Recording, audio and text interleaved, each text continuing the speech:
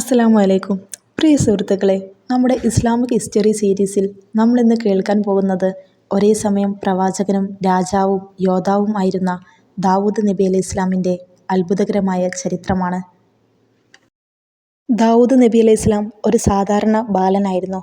പക്ഷേ അദ്ദേഹത്തിൻ്റെ ഹൃദയം നിറഞ്ഞ വിശ്വാസവും ധൈര്യവും അദ്ദേഹത്തെ മറ്റുള്ളവരിൽ നിന്നും വ്യത്യസ്തനാക്കി. ഒരു ദിവസം ജാലൂത്ത് എന്ന വമ്പൻ യോദ്ധാവ് വലിയൊരു സൈന്യവുമായി ബനി ഇസ്രായേലിനെ ആക്രമിക്കാൻ വന്നു. എല്ലാവർക്കും ഭയമായിരുന്നു ആ പോരാട്ടത്തിൽ. പക്ഷേ ചെറുപ്പക്കാരനായ ദാവൂദ് നബി അലൈഹി ഇസ്ലാം മാത്രം മുന്നോട്ട് വന്നു. അദ്ദേഹത്തിൻ്റെ കൈവശം വലിയ ആയുധങ്ങളൊന്നും ഉണ്ടായിരുന്നില്ല. സ്ലിങ് അഥവാ കല്ലെറിയുന്നൊരായുധം അത് മാത്രമായിരുന്നു ഉണ്ടായിരുന്നത്. അങ്ങനെ അദ്ദേഹം ആ ജാലൂത്തിനെ വീഴ്ത്തി. ഇതായിരുന്നു ദാവൂദ് നബി അലൈഹി ഇസ്ലാമിൻ്റെ ജീവിതത്തിലെ ഏറ്റവും വലിയ ഒരു ടേണിംഗ് പോയിൻ്റ് എന്ന് പറയുന്നത്. ദാവൂദ് നബി അലൈഹി ഇസ്ലാമിന് അള്ളാഹു ഒരുപാട് അനുഗ്രഹങ്ങൾ നൽകിയിട്ടുണ്ട്. അതിലൊന്നാണ് സബൂർ, അള്ളാഹുവിൽ നിന്ന് ലഭിച്ച ഒരു പരിശുദ്ധ ഗ്രന്ഥം.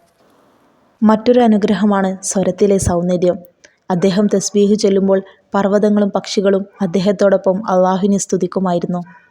അദ്ദേഹത്തിന് മറ്റൊരു വലിയ പ്രത്യേകതയും കൂടി ഉണ്ടായിരുന്നു. അള്ളാഹു അദ്ദേഹത്തിന് ഇരുമ്പ് മൃദുവാക്കാനുള്ള കഴിവ് നൽകി. അതിനാൽ അദ്ദേഹം സ്വന്തം കൈകൊണ്ട് കവചങ്ങളും ആയുധങ്ങളും നിർമ്മിച്ചിരുന്നു. അള്ളാഹു ദാവൂദ് നബി അലൈഹി ഇസ്ലാമിന് നൽകിയ മറ്റൊരു അനുഗ്രഹം എന്ന് പറയുന്നത് തത്വജ്ഞാനവും വിദ്യയുമായിരുന്നു.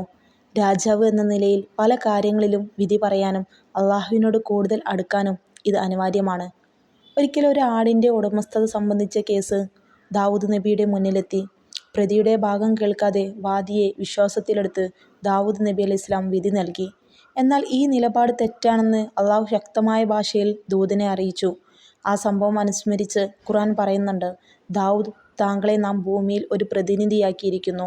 ആകയാൽ ജനങ്ങൾക്കിടയിൽ ന്യായപ്രകാരം നീ വിധി കൽപ്പിക്കുക. സ്വേച്ഛയെ പിൻപറ്റരുത്. അത് അള്ളാഹുവിൻ്റെ പാതയിൽ നിന്ന് താങ്കളെ വ്യതിചലിപ്പിക്കും. ദൈവിക പാതയിൽ നിന്ന് വ്യതിചലിക്കുന്നവർക്ക് കനത്ത ശിക്ഷയുണ്ട്. ഇതിൽ നിന്ന് വലിയൊരു പാഠം ഉൾക്കൊണ്ട അദ്ദേഹം തെറ്റുതിരുത്തുകയും മാപ്പിരക്കുകയും ചെയ്തു. അള്ളാഹു അത് പുറത്തു കൊടുത്തു. പിന്നീട് സൂക്ഷ്മതയോടെയായിരുന്നു ദാവൂദ് നബി അലൈഹി ഇസ്ലാമിൻ്റെ വിധി പ്രസ്താവനകൾ. രാജപദവിയിലായിരുന്നെങ്കിലും ദാവൂദ് നബി അലൈഹി ഇസ്ലാം സദാസമയം അള്ളാഹുവിനെ സ്തുതിച്ചും അവൻ്റെ മുമ്പിൽ നമിച്ചും കഴിഞ്ഞുകൂടി. സ്വന്തം കൈകൊണ്ട് അധ്വാനിച്ചുണ്ടാക്കിയതിൽ നിന്നാണ് ദാവൂദ് നബി അലൈഹി ഇസ്ലാം ഭക്ഷണം കഴിച്ചിരുന്നതെന്ന് തിരുനബി സ്വല്ലല്ലാഹു അലൈഹി വസല്ലം പറഞ്ഞിട്ടുണ്ട്. ഒരു പ്രവാചകനായും രാജാവായും ദാവൂദ് നബി അലൈഹി ഇസ്ലാം ജനങ്ങളെ നയിച്ചു. അദ്ദേഹത്തിൻ്റെ ഭരണകാലം നീതിയുടെയും സമാധാനത്തിൻ്റെയും കാലമായി മാറി. സുഹൃത്തുക്കളെ, ദാവൂദ് നബി അലൈഹി ഇസ്ലാമിൻ്റെ ജീവിതത്തിൽ നിന്ന് നമുക്ക് പഠിക്കേണ്ടത് അള്ളാഹുവിലുള്ള വിശ്വാസം, ആത്മവിശ്വാസം, പരിശ്രമം, നീതി ഇവയാണ് ഒരു വിശ്വാസത്തിൻ്റെ യഥാർത്ഥ ശക്തി. ഇതുപോലെയുള്ള ഇസ്ലാമിക് സ്റ്റോറീസ് കേൾക്കാൻ താല്പര്യമുണ്ടെങ്കിൽ നമ്മുടെ ചാനൽ ഫോളോ ചെയ്യുക. കൂടാതെ നിങ്ങളുടെ അഭിപ്രായങ്ങളും വിമർശനങ്ങളും കമൻ്റായി രേഖപ്പെടുത്തുക. മറ്റൊരു പ്രവാചക സ്റ്റോറിയുമായിട്ട് ഇൻഷാ അല്ലാഹ് നമുക്ക് നാളെ കാണാം. അസ്സലാമു അലൈക്കും.